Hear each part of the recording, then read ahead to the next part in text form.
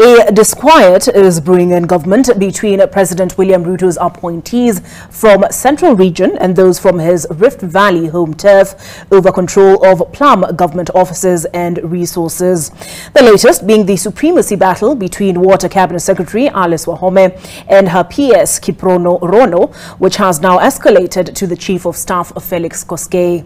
The PS wants the CEO of Athi Water Agency, Michael Thwita, out, while the CS is not convinced that suspending him on grounds of investigations by EACC is sufficient. NTV's Milito Letenge's headlines this bulletin for us with that story. Recent correspondence between Water CS Alice Wahome and PS Kiprono Rono has revealed the frosty relationship between the two. A letter by EACC addressed to Wahome with titled Suspension of Engineer Michael Doita, CEO at the Water Works Development Agency, is at the center of the row. EACC CEO Twalib Mbarak, in the letter dated 24th May 2023, recommends the suspension of Doita to pave way for investigations over alleged graft. The letter reads in part, "The Commission is undertaking investigations on procurement irregularities in the award of tender for the construction of Roero 2, Karimenu and Kitui Matu water projects that were undertaken by the Athi Water Works Development Agency, where the Chief Executive Officer, Engineer Michael Doita, has been adversely mentioned." But in her reply to Mbarak, dated 31st May 2023, CS Wahome is not convinced that Doita should be suspended.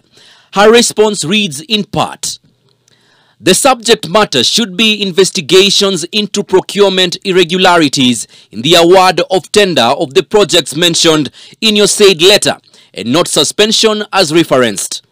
To enable me consider the recommendation section of suspension of the officer alleged to have been involved in the irregularities, kindly let me have the letter of complaint filed." But PS Kiprono Rono holds a different view, as he writes to the Water CS on the 25th August 2023, wanting her to act on the letter by EACC and suspend Doita.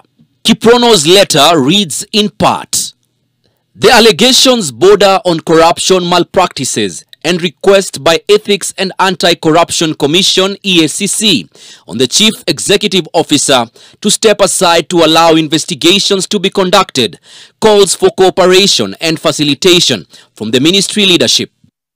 Kiprono further states, following directives by His Excellency the President William Ruto on zero tolerance on corruption, I wish to request that your office considers appointing a new person on acting capacity.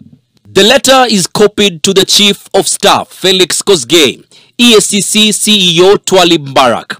That seems to have infuriated Wahome, who launches a scathing attack against the PS in a letter dated September 1st, accusing him of insubordination for copying communication on internal ministry matters to other offices. In her salvo to Rono, Wahome says, "You have become part of governance and leadership challenges at the agency. You should cease persistent harassment of senior officers in the ministry."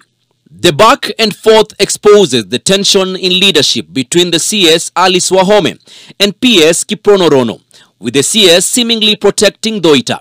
Doita had also accused the PS Kiprono Rono of diverting 1.1 billion shillings allocated for projects in Murang'a and Kiambu, with leaders from the affected regions demanding answers from Kiprono Rono and appearing to quell the simmering arm wrestling at the ministry. Gatanga MP Edward Moreo said, "As Kenya Kwanza leaders, the last thing we want is to see our leaders fighting or disagreeing, as this will stifle water agenda, and it is the people who will suffer." The tug of war in President Ruto's government between the two regions was also witnessed when the former PS Josephine Mburu was sacked by President William Ruto. She claimed innocence and accused the then PS in charge of the Directorate of Medical Services, Peter Tum. But after Mburu was sacked, Tum was moved to the Ministry of Youth Affairs, Arts and Sports. Milita Letenge's NTV.